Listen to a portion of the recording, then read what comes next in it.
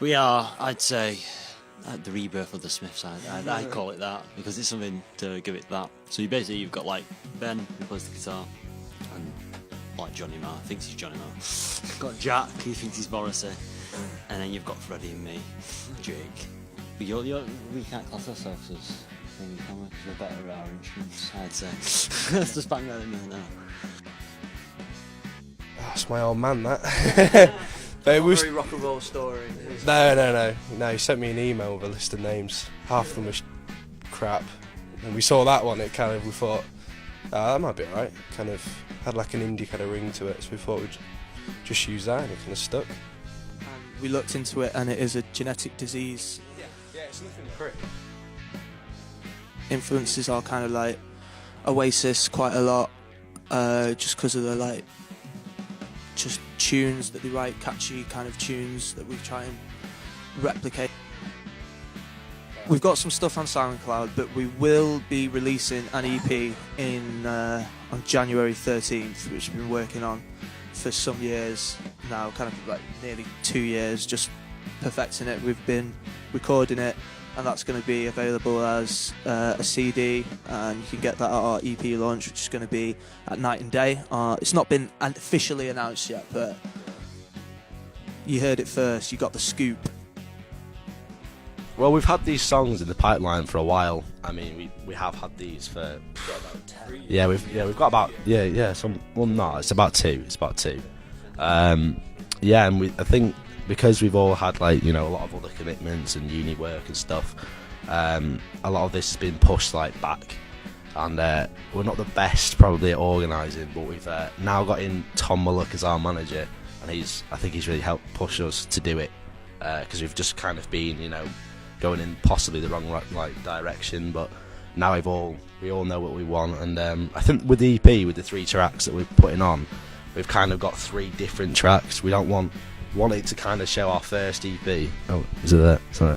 Yeah, exactly. Want it to be quite contrasting, so it shows other sides that we have, rather than just one consistent thing. Yeah. There's one called No Surprises, particularly that's quite a rocky one. For example, it's the only track that I use distortion on the guitar and a solo. Yeah, I wouldn't do that in any other song. And the rest are kind of more melodic, clean kind of sounding songs as well. All 3 tracks show the fact that we've got different tastes. We're not just we don't have one taste. We have got varied. So I think the 3 tracks show that we are actually. Yeah, I think it shows that we've got just a lot of things to bring, I suppose. Not just that one style. The recording process for this EP has gone on for about a year and a half, and it all started because we've got a friend called Matt who is a student at FutureWorks, so he gets us free studio time. So we went in there with kind of demos of songs really, and we were sat in there. We were all kind of new at it, working out how to record, what sounded good, and we were going there with songs which were kind of just ideas. So we were in the studio recording stuff, and we changed the songs constantly, so it was a really long process, because we didn't go there with definite songs, we were changing it and then coming up with new ideas, and we were all learning really how to make it sound good on record. But now we've been recorded a lot of stuff, and now we're getting to the point where we're all comfortable in the studio, we all kind of know what we're doing. So kind of the past few weeks that we've been recording, it's only we've only recorded, it's taken us 4 hours just to do vocals, 4 hours just to do all the guitars and bass, 4 hours just to do all the drums on it, so it's gone really smoothly.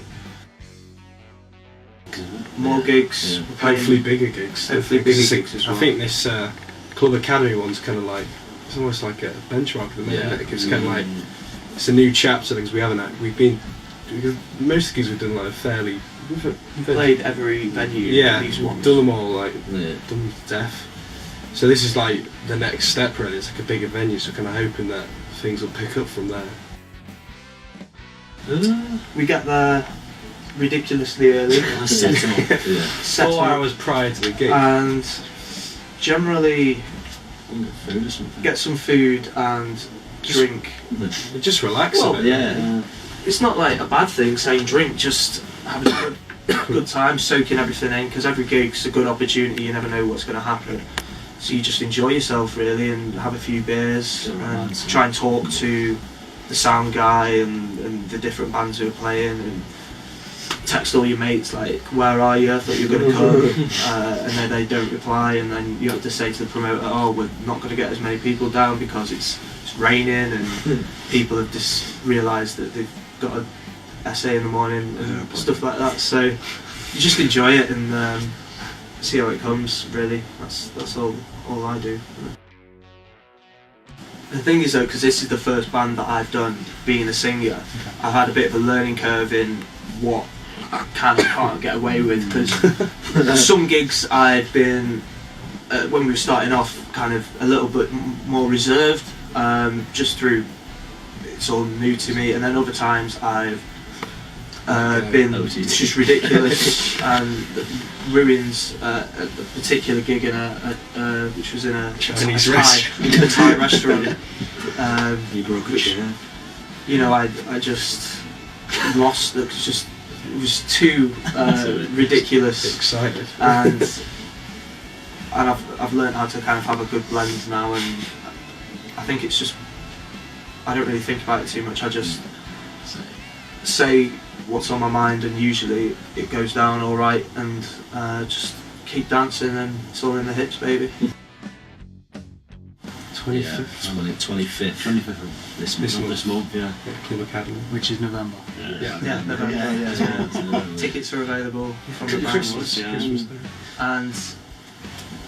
And then we've got our EP launch Friday the 13th of January, No mistakes, hopefully. and it's going to be fantastic.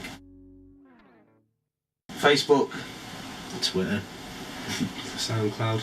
Instagram. / the Prions. Vegetable man.